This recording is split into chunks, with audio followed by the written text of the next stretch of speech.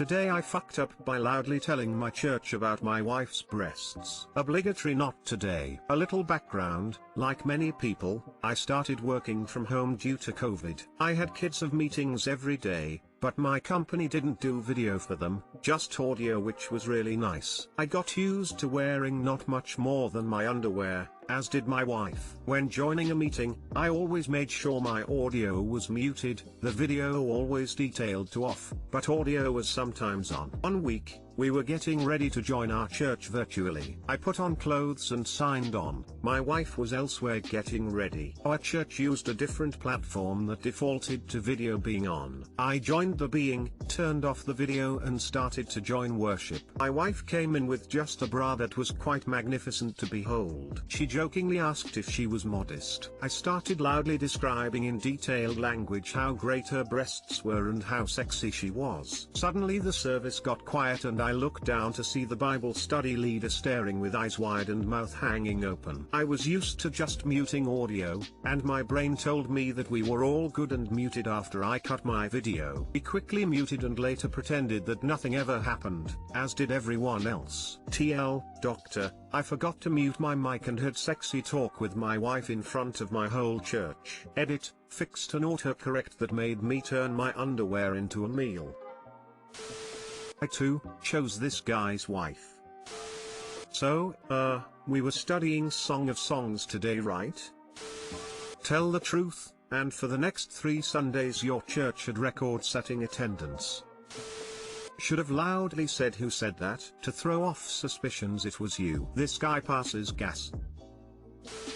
If you used language like twin fawns grazing among the lilies, then they couldn't really get mad, haha. Today I fucked up by protesting construction near my home as a child. Obviously, not from today or even from nearly today, more like several decades back. I grew up in a 3rd or 4th ring suburb town. It was largely undeveloped the majority of my formative years. Our backyard looked out across rolling prairie land for miles. It was quiet, majestic, and unpolluted. Like all good things, though, the prairie land and unspoiled views began to meet their end with expansion of the town. Before my 13-year-old self could comprehend the consequences of time passing, I was greeted by the sounds of bulldozers and cranes in the meadow one day. A new housing subdivision was going up right in my backyard. Stunned as I was also outraged. How could these people not see that they were harming my quiet and my charming view with their noise and construction? I recruited the help of my best friend in protest in hopes of putting a stop to the chaos. Young and outnumbered as I was determined. My friend and I quickly wasted no time and found a large hill near the work site that gave us full visibility of the work being carried out. It also provided an unblocked view of the workers responsible. Now that they could see us and we them, it was time to unleash my disappointment at full volume. I am prostituting this construction site for the good of the neighborhood. I yelled, screamed, and all but threw a tantrum as my best friend joined me in a chant. By the stunned faces of the personnel, it seemed we were having an effect. We repeated "we are prostituting," as jaws hit the floor around us. After several minutes my mother, having heard the commotion, wandered outside to see what we had been shouting about. As she listened, she took off like a shot to our location and ordered us down from the hilltop. "What on earth are you doing?" she demanded as she approached. I fumbled for a quick explanation as she humored me a bit. As I managed to get her caught up, her expression changed from stern to confused to horrified. "You weren't exactly protesting," she stated, going on to explain what prostituting actually meant. My friend immediately took off, while I turned 80 different colors of crimson and willed the earth to swallow me where I stood. And that is how I became an underage streetwalker one afternoon. Thankfully, nobody obliged us. Too long didn't read. Tried to protest construction of a subdivision near my home as a teen. Confused the terms protest and prostitute with each other and wound up announcing myself as a child hooker to a group of on-site workers until my mother intervened and saved the day. Ah, memories. Hashtag I prostitute this post. Raised fist. When my sister and I were about 10 and 12, I talked about how I wanted to be a doctor and make lots of money and drive a fancy sports car, and she says excitedly, "Are you going to buy a condom?" Condo. She meant condo.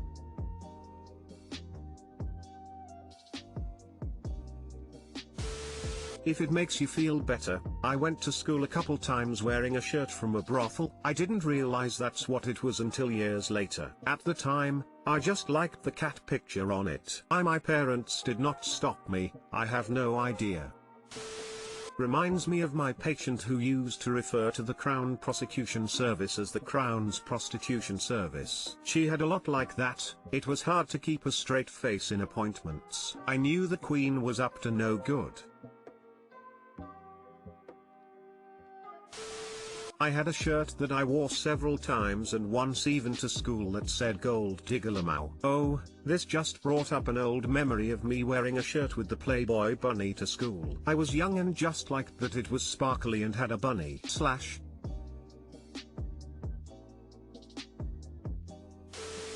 Today I fucked up by accepting Prometheus' gift. The past 48 hours have been a wild ride to say the very least. I'm currently going through a bit of an existential crisis and have been a mental wreck for quite a while, but it all came to a head today. All night, I laid awake crying, researching possible ways to get out of the current predicament in life. Then, at around 6:30 AM it dawned on me, I have to go into work today. Not having slept for over 24 hours at that point and already freezing from exhaustion, I decided to enjoy the last few minutes before my alarm went off, tucked into bed with a couple comfy blankets. Next thing I know, I wake up in sheer panic, look at my phone and shit, I should have been at work 2 minutes ago. I call my boss and make it to the small store I work at within less than 10 minutes from the time of waking up. I'm still unsure of how I did it, if I broke the sound barrier going too fast and merely neglected to notice in my sleep-deprived state,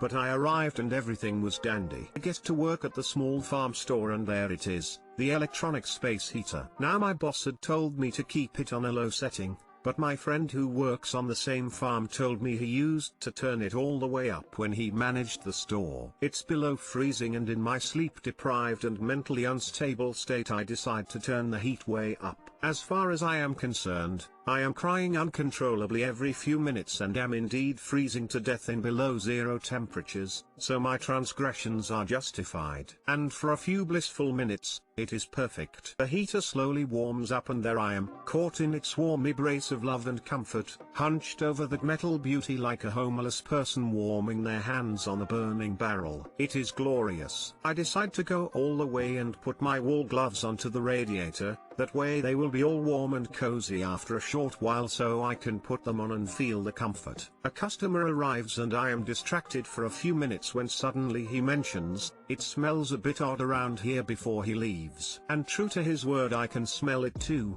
even through my mask. That pleasant smell I last inhaled when my sister threw a plastic fork into the campfire. Wait, that's not good. Turn around and look at the radiator and there it is, lo and behold, a nice big hole melted into the plastic crate right next to it. Fuck.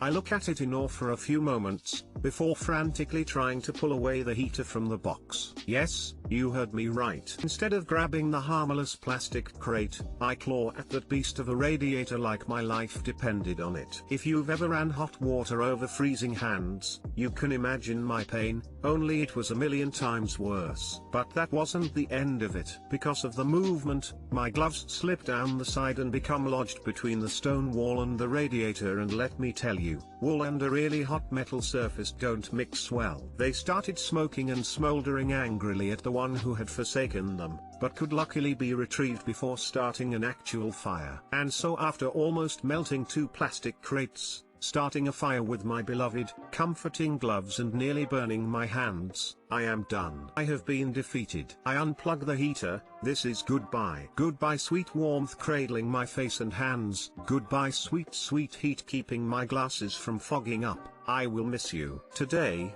I have learned a lesson: never give fire, or heat, to a sleep-deprived moron. 'Tis a gift that should only be bestowed upon those deemed worthy, which apparently doesn't include me. TL, doctor, turned the space heater up too far. melted some plastic crates and almost started a fire with my gloves in the process. I'm finding the omitted cause of all your sorrow more interesting. Sup dog? Why are you crying? At least you didn't end up like him, Lamau. I'm sorry you're going through it. Hope things get better soon! Exclamation mark. Thank you. After a long conversation with my parents and with me finally moving out again in 2 weeks, things are looking up. Man, you talk too fast. Somehow the setup put me in hurry to read that. I swear I read it like 15 seconds. What a ride.